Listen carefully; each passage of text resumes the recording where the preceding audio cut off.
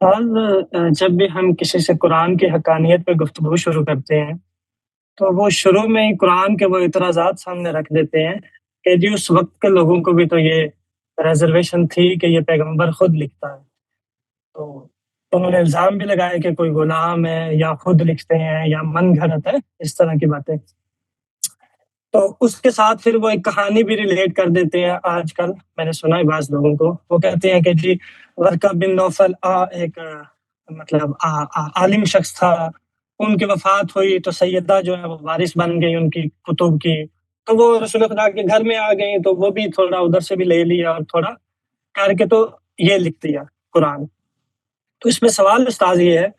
اللہ تعالیٰ نے اس طرح کے اعتراضات کو کیوں نقل کیا قرآن میں؟ مطلب کہ جی وہ لوگ جو اعتراض کر رہے ہیں کہ یہ من گھڑت ہے یا یہ ہے، اللہ تعالیٰ نے اسی کو پکڑ کے نقل کر دیا۔ کرنا تو اس طرح چاہیے تھا نا کہ جو لوگ اس سے متاثر ہو رہے تھے، مطلب جو روایتوں میں ملتا ہے کہ شعراء کہہ رہے ہیں کہ بقرہ و آل عمران کے بعد بھی اب کیا کوئی مطلب شاعری کی جائے، تو اس طرح کے کومنٹس اللہ تعالیٰ نے کیوں نقل نہیں کیے؟ اس طرح کے کیوں کیے ہیں کہ جو مطلب اس طرح کے پھر وہ لوگ اس پہ جو اعتراض اٹھاتے ہیں؟ جی صاحب۔ اس کے لیے قرآن مجید کا مطالعہ کرنا چاہیے۔ قرآن مجید اپنی دعوت پیش کر رہا ہے، اپنی شان میں لوگوں کی مدح سرائی اور قصیدے نقل نہیں کر رہا، نہ وہ کوئی تعریف سنا رہا ہے۔ وہ پیغمبر کو دعوت پیش کرنے کے لیے اپنی قوم کے سامنے کھڑا کرتا ہے اور دین کے حقائق، دین کی تاریخ، دین کا پس منظر واضح کرنا شروع کر دیتا ہے۔ قرآن مجید کی کوئی سورہ اٹھا لیجئے، وہ اسی طریقے سے بات کرتی ہے، یعنی اس کے مخاطبین ہیں وہ بالکل متعین ہو جاتے ہیں اور وہ قرآن ہی سے متعین ہو جاتے ہیں۔ مشرکین عرب ہوں گے، اہل کتاب ہوں گے، مسلمان ہوں گے، مسلمانوں کی جماعت کے اندر کے منافقین ہوں گے،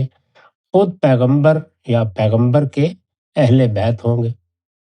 وہ ان کو خطاب کرتا ہے اور خطاب کر کے اپنی دعوت پیش کرتا ہے۔ اس میں اعتراضات نقل کیے جائیں گے، یعنی اعتراضات کے جوابات دینے ہیں۔ ہم بھی جب اپنی دعوت پیش کر رہے ہوتے ہیں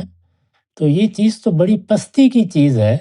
کہ اپنی شان میں لوگوں کی لکھی ہوئی تقریریں پڑھنا شروع کر دیں، اپنی مدح میں کہے ہوئے لوگوں کے قصیدے پڑھنا شروع کر دیں۔ یہی کہیں گے کہ یہ ہماری دعوت ہے، یہ ہمارا استدلال ہے، اس پر اگر یہ اعتراض کیا جاتا ہے تو اس کا جواب یہ ہے، یہ اعتراض کیا جاتا ہے تو اس کا جواب یہ ہے۔ میری پوری زندگی اسی دعوت میں بسر ہوئی ہے۔ میں نے اپنی پوری زندگی میں اعتراف کی کوئی چیز نہ کبھی اپنے ہاں شائع کی، نہ کبھی اپنی زبان پر آنے دی، لیکن اعتراضات سیریز بہرحال 5-6 سال پر پھیلی ہوئی۔ تو دعوت دینے والا یہ کرے گا، اس کا کام یہ ہے کہ مثبت طور پر اپنی دعوت اور اپنا پیغام استدلال کے ساتھ پیش کرے، اور لوگ جو اعتراضات کر رہے ہیں وہ اعتراضات سنجیدہ بھی ہو سکتے ہیں، وہ بڑے گہرے بھی ہو سکتے ہیں، اور وہ اس طرح کے احمقانہ بھی ہو سکتے ہیں۔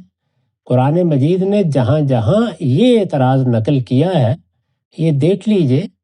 کہ اس کو محض دوسروں کی حماقت واضح کرنے کے لیے نقل کیا ہے، یعنی ان کے سامنے قرآن پڑھا جا رہا ہے، یہ قرآن مجید کی دعوت سن رہے ہیں، ان کے سامنے اللہ کا پیغام رکھا جا رہا ہے، اور یہ اس طرح کی احمقانہ باتیں کرتے ہیں۔ لوگ ان کو اعتراض کے طور پر دیکھتے ہیں۔ اگر میرے زاویے سے دیکھیں تو یہ در حقیقت اس بات کا اعتراف ہے کہ قرآن مجید کے مخاطبین بھی یہ جانتے تھے کہ یہ محمد کا کلام نہیں ہو سکتا۔ یہ اس بات کی صریح دلیل ہے کہ محمد الرسول اللہ صلی اللہ علیہ وسلم کے پس منظر میں ان کو اس قرآن کے لیے کوئی چیز نہیں ملتی تھی۔ انسانی ذہن چونکہ اس کا تصور ہی نہیں کر سکتا کہ صحیح و خطا کے مراحل سے گزرے بغیر کسی شخص کی زبان پر اس طرح کا کلام آ سکتا ہے۔ وہ جانتے تھے کہ محمد الرسول اللہ ان کے اندر پیدا ہوئے ہیں، انہیں معلوم تھا کہ انہوں نے 40 سال کا کم و بیش عرصہ ان کے اندر گزارا ہے۔ قرآن مجید نے خود یہ بات نقل کی ہے کہ فقط لبثت فیکم عمرا، میں تمہارے درمیان ایک عمر گزار چکا ہوں،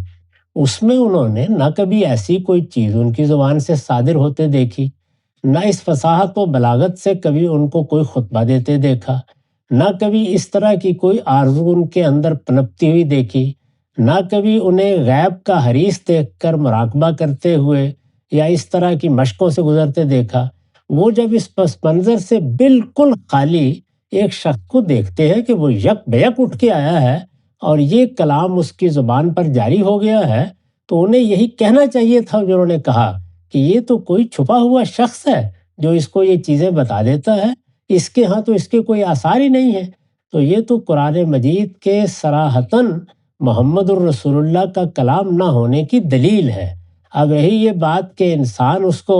کسی غلام کے ہاں تلاش کرتا پھرے، وہ عقل کے اندھے تھے جنہوں نے یہ بات کہی۔ یہی تو اصل میں اس بات کی پہلی دلیل تھی کہ یہ کسی بشر کا قول نہیں ہے، یہ کہیں اور سے آ رہا ہے۔